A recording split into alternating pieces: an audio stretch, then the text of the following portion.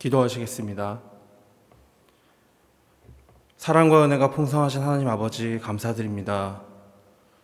그 상황과 여건이 어떻게 되었을지라도 이렇게 우리가 각각 자기의 처소에서 주님을 기억하고 예수 그리스도의 복음 안에서 예배드리기 원합니다. 우리가 모이지 못하고 예배드리는 것을 용서해 주시고 주 뜻 안에서 지금 온 나라와 전 세계에 퍼져 있는 이 역병에 대하여 우리의 믿음이 물러서지 않게 인도하여 주시옵시고 주 뜻 안에서 더욱더 성장할 수 있는 계기로서 이것을 받아들이며 더욱더 주님께 기도하고 말씀을 보며 주님과 친해질 수 있도록 인도하여 주시옵소서. 예수 그리스도의 이름으로 기도 올리옵나이다. 아멘. 이 우한폐렴, 혹자들은 우한폐렴이라고 얘기하지 않아야 된다고 얘기해서 코로나19라고 얘기하는데 어쨌거나 이 문제 때문에 많은 일들이 있고요. 그래서 오늘은 특별히 이것과 관련돼서 생각해 볼 수도 있고 우리 영적인 역병이 있습니다. 그 영적인 역병에 대해서 생각해 보기 위하여서 택한 본문으로 오늘 설교를 하도록 하겠습니다. 오늘 본문은 레위기 14장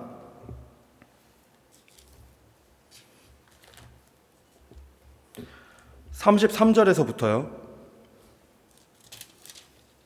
57절 마지막 절까지입니다. 레위기 14장 33절에서부터 끝절 57절까지입니다. 다 찾으신 줄 알고 봉독하겠습니다.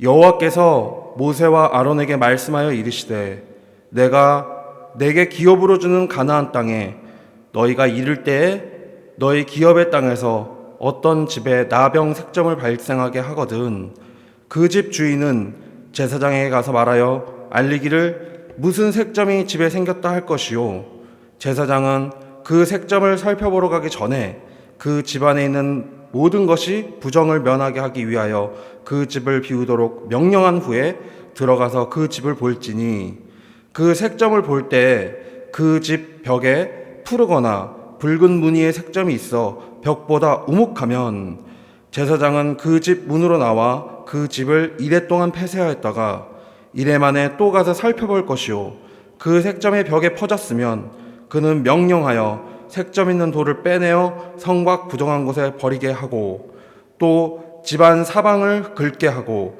그 긁은 흙을 성곽 부정한 곳에 쏟아버리게 할 것이요 그들은 다른 돌로 그 돌을 대신하며 다른 흙으로 집에 바를지니라. 돌을 빼내며 집을 긁고 고쳐 바른 후에 색점이 집에 재발하면 제사장은 또 가서 살펴볼 것이요 그 색점이 만일 집에 퍼졌으면 악성 나병인즉 이는 부정하니 그는 그 집을 헐고 돌과 그 제목과 그 집의 모든 흙을 성곽 부정한 곳으로 내어갈 것이며 그 집을 폐쇄한 날 동안에 들어가는 자는 저녁까지 부정할 것이요 그 집에서 자는 자는 그의 옷을 빨 것이요 그 집에서는 먹는 자도 그의 옷을 빨 것이니라. 그 집을 고쳐 바른 후에 제사장이 들어가 살펴보아서 색점이 집에 퍼지지 아니하였으면 이는 색점이 나은 것이니 제사장은 그 집을 정하다 하고 그는 그 집을 정결하게 하기 위하여 새 2마리와 백향목과 홍색 실과 우슬초를 가져다가 그 새 하나를 흐르는 물 위 질그릇 안에서 잡고 백향목과 우슬초와 홍색 실과 살아있는 새를 가져다가 잡은 새의 피와 흐르는 물을 찍어 그 집에 7번 뿌릴 것이요 그는 새의 피와 흐르는 물과 살아있는 새와 백향목과 우슬초와 홍색실로 집을 정결하게 하고 그 살아있는 새는 성곽들에 놓아주고 그 집을 위하여 속죄할 것이라. 그러면 정결하리라. 이는 각종 나병 환부에 대한 규례니 곧 옴과 의복과 가옥의 나병과 돋는 것과 뾰루지와 색점이 어느 때는 부정하고 어느 때는 정함을 가르치는 것이니 나병의 규례가 이러하니라. 아멘. 잠시 기도하겠습니다. 말씀의 주관자이시며 그 말씀의 본체 되시고 우리에게 영원한 생명을 허락하신 주님 감사드립니다. 오늘 이 본문 말씀을 통하여서 우리에게 깨달음 있게 해주시고 우리의 눈이 아닌 주님의 마음으로 주님의 말씀을 깨닫게 인도하여 주시옵소서. 예수 그리스도의 이름으로 기도 올려옵나이다. 아멘. 오늘 본문을 아마도 처음 보신 우리 교회 교우분들이 계실지도 모르겠습니다. 실제로 이 레위기에는요, 무엇이 정결하고 무엇이 정결하지 않다는 것을 설명하는 것에 있어서 굉장히 많은 부분이 인간적인 방식으로 기록된 부분들이 있습니다.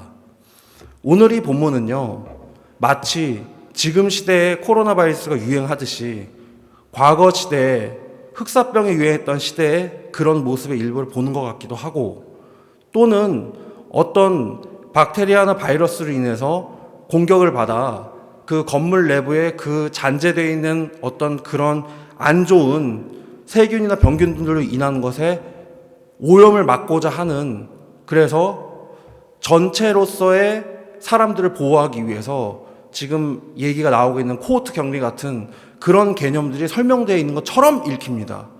과연 그것을 얘기하려는 것이 오늘의 본문이었을까요? 우리는 항상 잊지 말아야 될 것이 있습니다. 예수 그리스도 시대 이전에는 과거로부터 조상들로부터 배워온 바 율법에 있어서 어떻게 그 율법을 해석하고 지키는지는 유대인에게 굉장히 중요한 것이었습니다. 그러나 그 율법의 본질은 예수 그리스도가 나타난 이후에는 예수 그리스도 중심적으로 구약 성경도 읽어야 된다는 겁니다.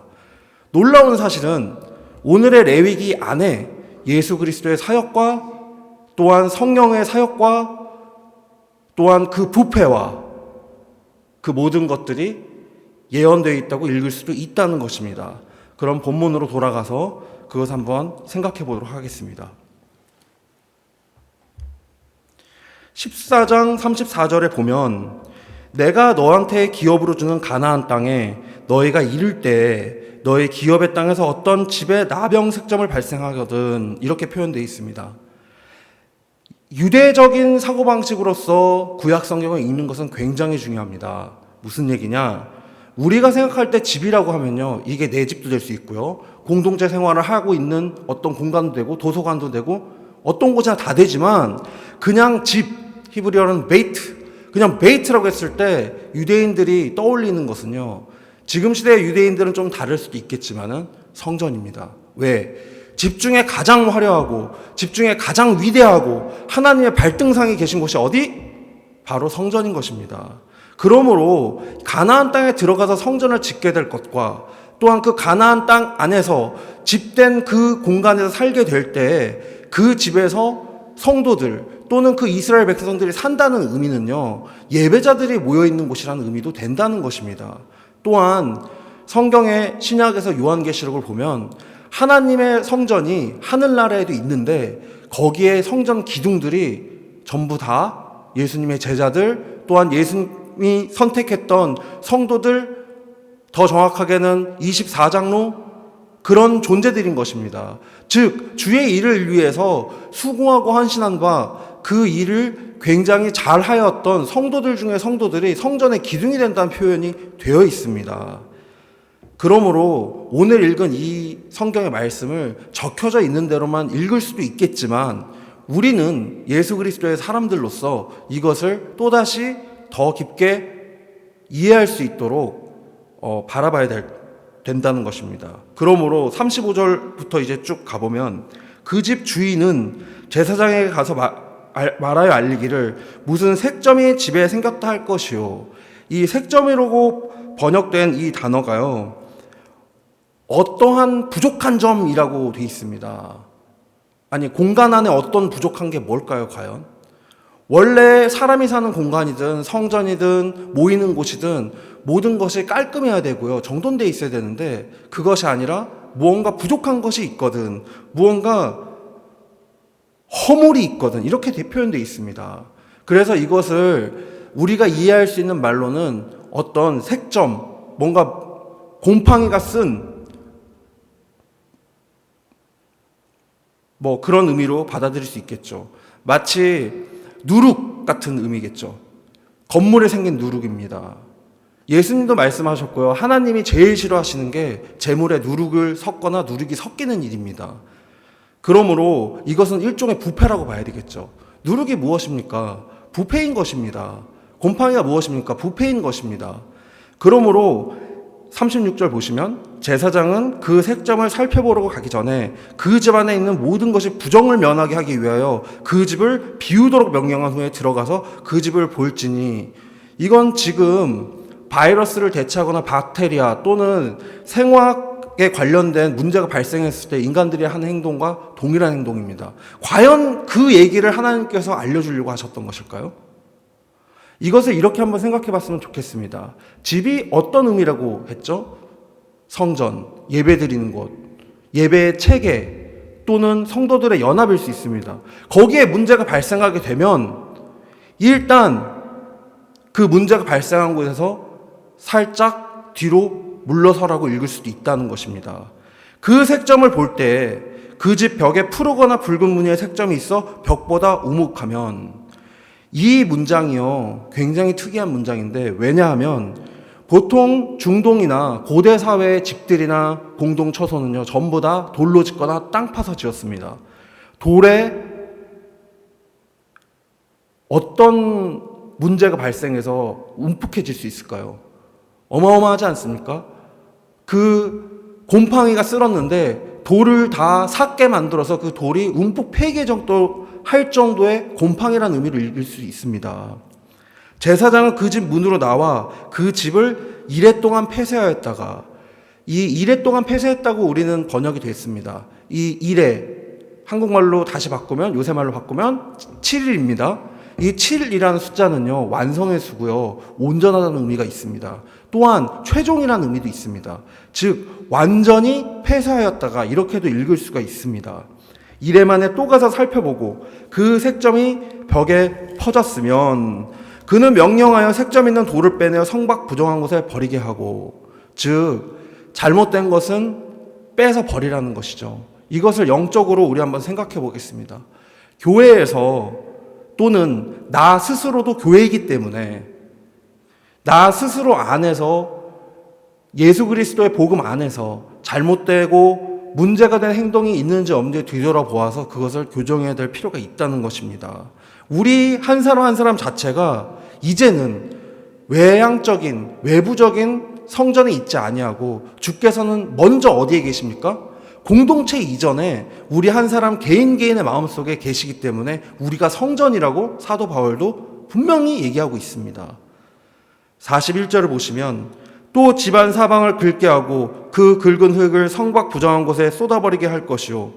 심지어 그 돌만 빼는 게 아니고요, 그 돌을 뺀 자리 아래쪽 흙들까지도 다 박박 긁어가지고 다 갖다 버리라고 했습니다. 즉 사도 바울도 이런 표현을 많이 씁니다. 또 신약의 서신서의 저자들도 이런 말들을 많이 쓰는데, 그것은 동일하게 이것입니다. 안 좋은 것은 흉내도 내지 말고 그것을 따라하지도 말고 그것들과 부딪혀가지고 싸우지도 말라는 표현을 쓴다는 것입니다. 그리고 이 바깥에다 갖다 버린다는 이 표현은 굉장히 신기하게도 예수님도 쓰셨던 표현입니다. 만약에 그 가지가 열매 맺지 못하면 어떻게 된다고 하셨나요? 예수님께서 잘리워져서 다 모아가지고 그 마른 가지들, 그 잘못된 가지들을 바깥으로 가져가서 다 불살라버린다고 얘기하셨습니다. 이 말인즉슨 영적으로 우리가 예수님을 믿는다고 하고 우리가 진리를 심지어 안다고 말하는 사람들이 그 진리 안에 있지 아니하면은 그렇게 될 수 있다는 것입니다. 먼저 정의를 짚고 가야 되겠죠. 진리란 무엇이냐? 오직 예수 그리스도 안에 있는 것이 진리라는 것입니다. 세상에서 말하고 있는 과학적 원리로서 A 더하기 B는 AB다, 이것이 아니라 예수 그리스도를 믿어야지만 이 죽음이라는 이 문둥병과 같고 고쳐질 수 없고 이 나병과 같고 이 색정과 같은 이 병이 고쳐질 수 있다는 것입니다.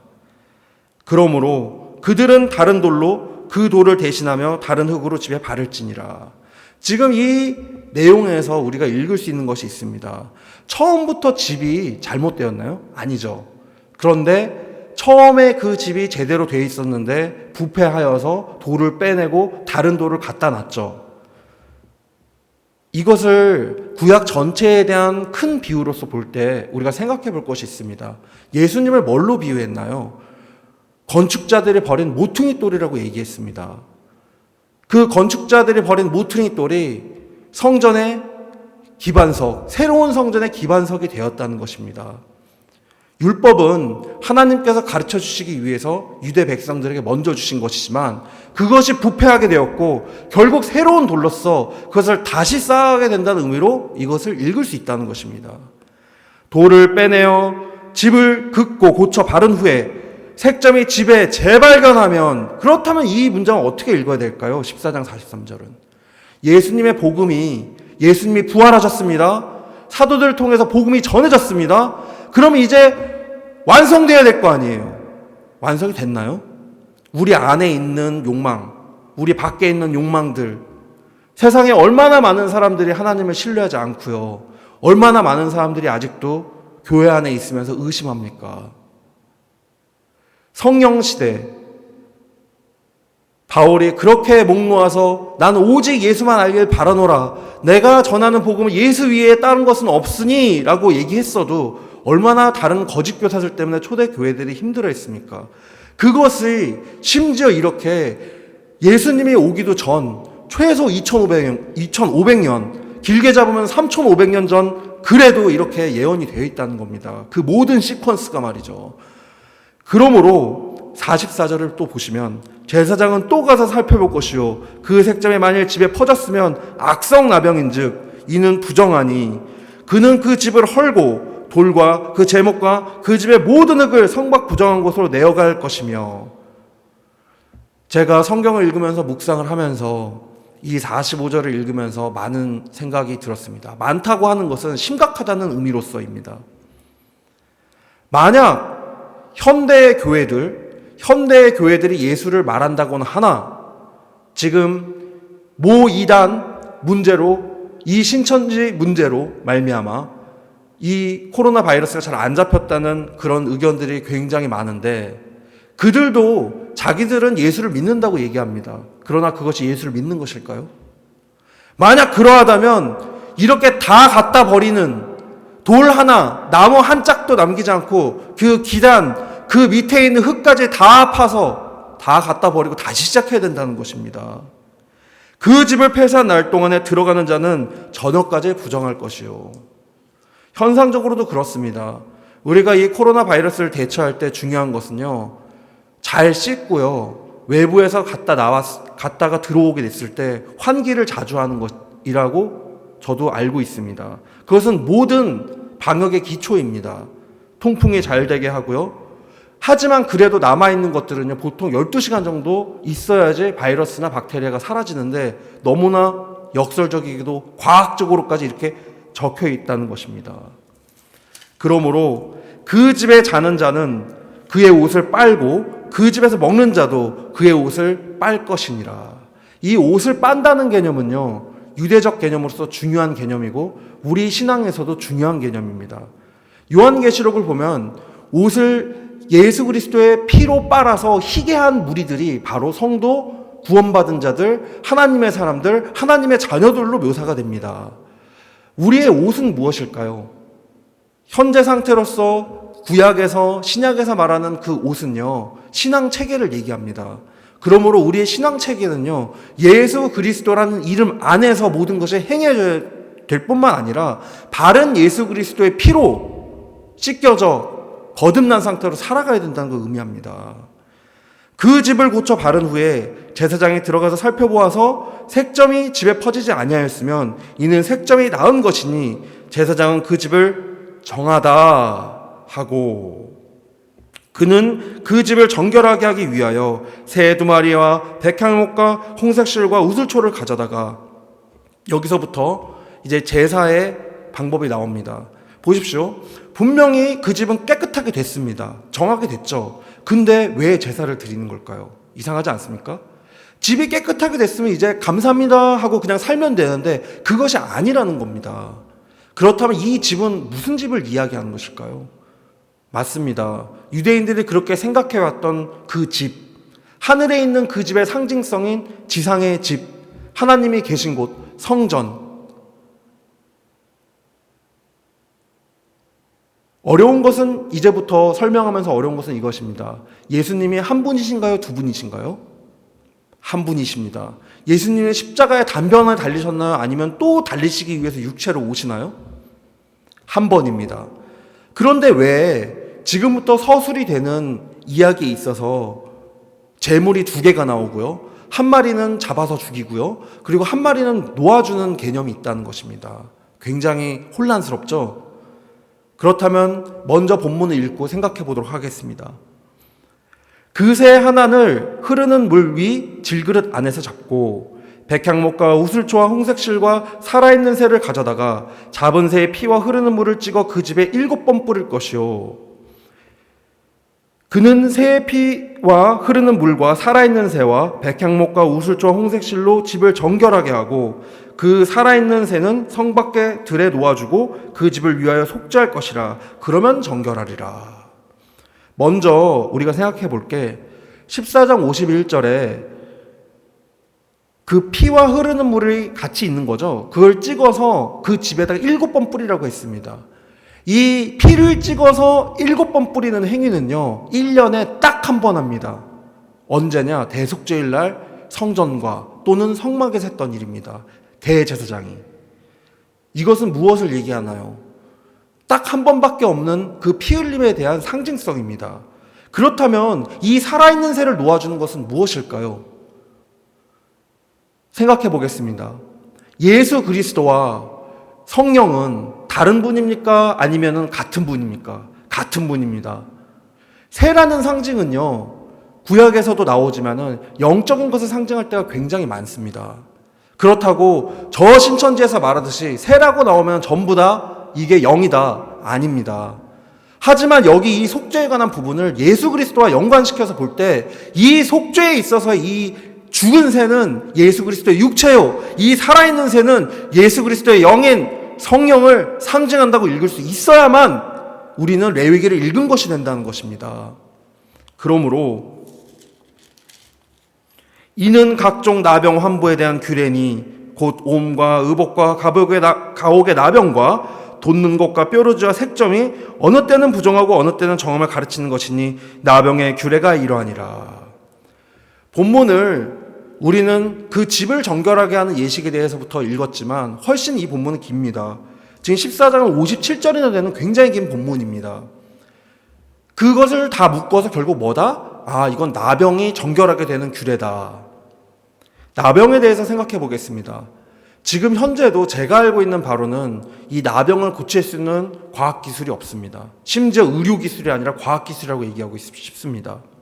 더 무서운 얘기 하나 해드릴까요? 코로나 바이러스나 에이즈나 에볼라를 잡을 수 있을지 모릅니다. 그러나 감기 자체는 못 잡을 가능성이 굉장히 많습니다.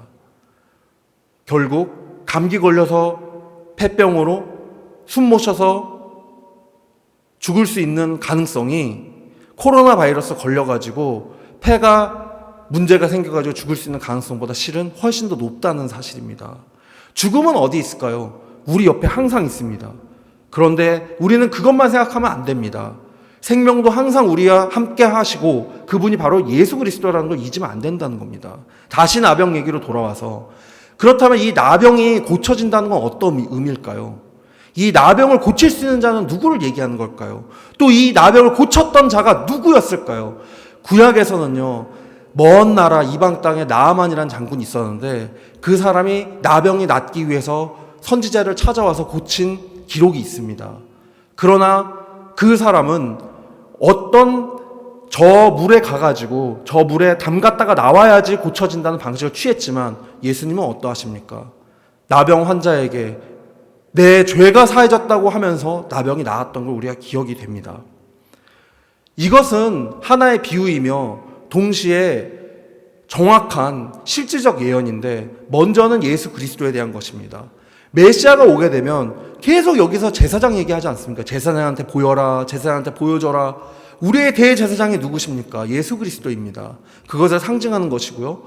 그리고 더 중요한 것은 이것입니다. 지금 시대에 우리가 깨달아야 될 것은 코로나 바이러스도 문제지만 더 큰 문제는 우리의 영에 침투해 있는 감기와 같고 코로나 바이러스 같은 병이 있다는 것입니다. 그 병은 고쳐지지 않고요. 그 병을 고치지 못하면요, 죽습니다. 살아있어도 죽은 자들이 있고요. 육체적으로 죽는 자들이 있습니다. 살아있어도 죽은 자들은 누구를 얘기하는 걸까요? 예수님을 사랑하지 않는 자들이 살아있어도 죽은 자들입니다. 왜? 예수님만이 바로 그 백신이기 때문입니다. 죽음이라는 나병, 죽음이라는 병을 고칠 수 있는 유일한 백신은 예수 그리스도입니다. 그것이 복음이요. 이것과 다른 얘기를 하는 그 모든 것들은 영이신 성령님으로 말미암아 구원을 받는다는 것을 모르는 모든 성경을 펼쳐놓고서 하는 모든 이야기들은 오늘 읽었던 본문과 같이 다 싹 긁어서 바깥으로 내어버리는 예수 그리스도의 시대, 예수 그리스도의 복음이 전해지는 그런 날을 위하여서 매일매일 살아가시는 성도 여러분 되시기 바랍니다. 기도하겠습니다.